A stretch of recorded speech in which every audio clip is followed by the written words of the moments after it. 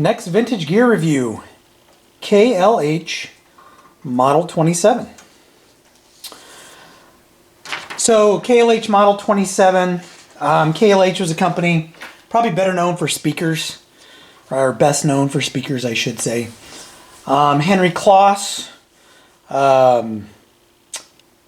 really adept at design, has some iconic designs in terms of, aesthetics. I'll do a review on my KLH radio. I think it's the KLH 21, but you can see his design elements in things like the I think it was called the Tivoli, right? So just I think some of the finest styling, in terms of aesthetics for the receiver radio products that KLH produced. So I think KLH is Kloss, Lowe, and Hoffman. I just learned that when I was researching for the video. So let's get to the KLH 27. So manufactured between 1968 and 1970. The receiver's topology is capacitor coupled. So it's a capacitor coupled receiver, and I'll talk about what that means here in a minute. Power output, it's rated at 30 watts per channel into 8 ohms. The dimensions, now I didn't find the dimensions online. I actually measured this and I rounded up. So it's approximately 13.5 by 4.5 by 13.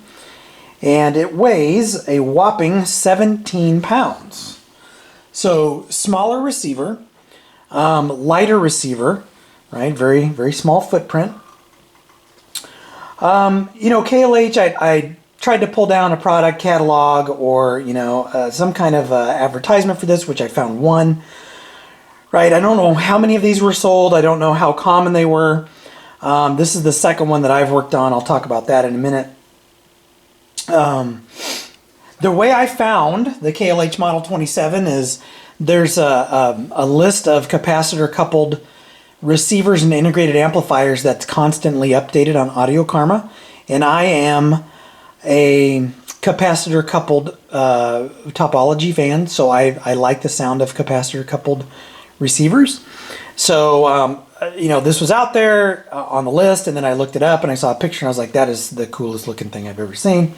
At least I think it's cool. So grabbed the first one and have worked on a couple since then. So as you can see, the aesthetics, definitely what I would probably refer to as mid-century modern.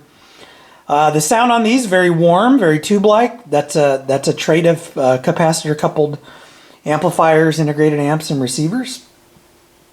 In terms of usability of this particular receiver, it's very simple. You've got, now one thing that I do have to explain about it. So you've got stereo mono, contour, which is loudness. You have a multiplex filter for FM, scratch filter. Ooh, I'll have to see what that scratch filter does. I don't remember what the scratch filter does. Yeah, I don't know what that is. So I'll just include a little blurb here in the bottom, letting you know what that does. Tape monitor, speakers off, external speakers on, so you can have 2 sets of speakers going here. One of the cool things about this, and one of the, the design elements that I kind of like, is you have separate dials for AM and FM. So you've got FM dial here, AM dial here.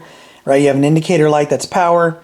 You have a signal strength meter. You also have an FM stereo light that will illuminate. I'm in my basement. I don't get any FM reception, and I don't have an antenna hooked up to this. Then you have volume, balance, bass, and treble. And then you have your function switches. I'm going to turn this off just to show you that that light is working, right? Because we really don't need it at this point in time. Hookups are easy on this. Now this does use the screw type speaker terminals. So, those are kind of, they can be a pain in the butt.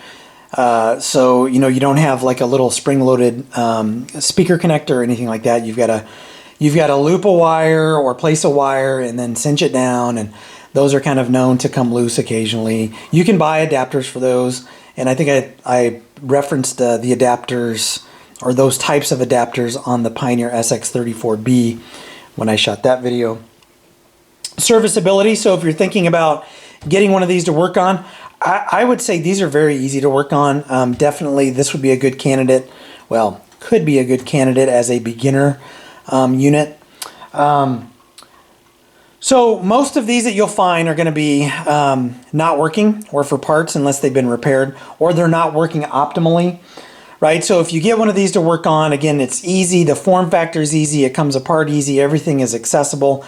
No real gotchas on this that I remember. I think the switch assembly, I think I either had to remove this to get to something else, or it was kind of tricky to get to these to clean the switches. But anyway, most of these are going to have issues. The biggest issue that I found on both of the, I guess I've only worked on 2 of these, maybe 3, but I think it's 2. The caps are horribly out of spec on these, horribly out of tolerance. I'm talking double the tolerance or more. So a 100 UF cap would read like 250. I mean, it was very common. Now I do have a series on another KLH 27 where I serviced it, and I talk about that and I test the caps. So check that out if you're interested. But almost every cap, I think every cap that I pulled on one of these, number one, they're odd values, and number 2, they're all out of spec. So when I say odd values, 50 microfarad caps instead of 47 microfarad caps, right? And just weird things like that. So again, easy to work on, but parts may be an issue on these. What I will tell you, you know, as cool as these are, as unique looking as they are, as easy as they are to service, parts can be a problem. Knobs can be a problem. These knobs can be a problem. Oxidation is horrible on these for some reason. Almost every one that I see out on eBay, every one that I've looked at, horrible oxidation on, right, any of these shiny surfaces. Now this, I've actually gone and polished these 2 to remove a lot of that oxidation. I haven't done the volume because this one's kind of stuck. I just need to pull that off and polish it. And all I did was I took some mag wheel polish, polished them up, cleaned them up. But, you know, you can see if you're missing one of these, and these actually come apart and they're multi, like 2 or 3 parts, right? You know, if you're missing a knob, it's going to be hard to find one because people don't generally part these out. At least I haven't seen a lot of parts available. So parts may be an issue if you get into one of these. So this is one I would definitely say make sure it's complete. Make sure it's complete. You know, you can polish up, sorry, I just had some protein powder. You can polish up the shiny surfaces, and but you know, finding parts is going to be a pain in the butt. Now price.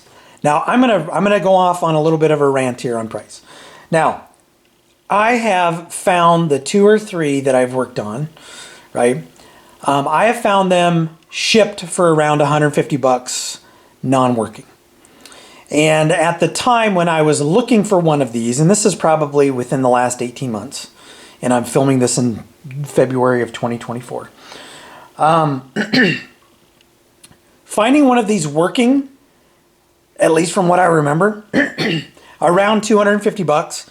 To find one of these restored, you know, repainted, the wood refinished, I mean, like, you know, almost back to brand new out of the box status, maybe around 350 bucks, right? As of today, when I went out and looked on eBay, prices for these are insane. Now, and understand, these are asking prices. These are not sold prices. I could not find a sold listing on eBay, so these are not hot commodities. And I don't know what it is on eBay occasionally, and here's where the rant is going to start. People have lost their mind on some of the prices for these things, right? So, and I'm just going to flash up several of these on the screen, right? All the way from $500, right, for one that's recapped, restored, working, which I think is crazy. These are really nice. Build quality is really good. But I can't believe that anyone would pay $500 for one of these. Well, obviously no one has because they're still out there, right? For parts, they go from $350 as of today to that $500 price. I don't understand. You know, the ask price, it's insane, right? And the way I look at pricing this stuff, you know, when I kind of work with the shops on these things, there's the eBay ask price. That's the, you know, make me sell it price in a lot of cases, because you're probably not going to sell it for that, right? And maybe people just don't want to give the stuff up, so they put really high prices on them. There's the sold price, right? And that kind of indicates the true market value. So if you're double the true market value, or, you know, 50% higher than market value, good luck selling it, especially when you haven't done anything to it, right? And then there's the, Omaha, Nebraska street price, which is typically, 10 to 15 to 20, 25% lower than some of those eBay sold prices. All right. So some of the sold prices on, maybe the coasts, we're in the Midwest. We just can't ask, we just don't get that much, we can't fetch those prices for these. So again, prices on these, I think if you are patient and you wait, you can pick one up for around, probably for parts to work on, less than $200, right? I know these things do appreciate in value, but not as much as people think they have. So anyway, really cool vintage receiver, KLH model 27. I wasn't able to date this. There's not a lot of information on it out there, but 68 to 70. So let's say 1969. That's what I'm going to put in the description. Again, if you're a beginner, if you just like the aesthetics, these are just really cool pieces of gear, and they sound fantastic. Capacitor coupled 30 watts per channel. It's all you need. I mean, I'll just be honest. It's all you need, right? Unless you're really, really driving some monster speakers and multiple sets of speakers. Man, if you just want to sit back and relax and listen to some jazz or some classic rock, these are awesome. So anyway, that's it for the KLH Model 27. As always, if you like what you see, hit like, hit subscribe, and I will catch you in the next video.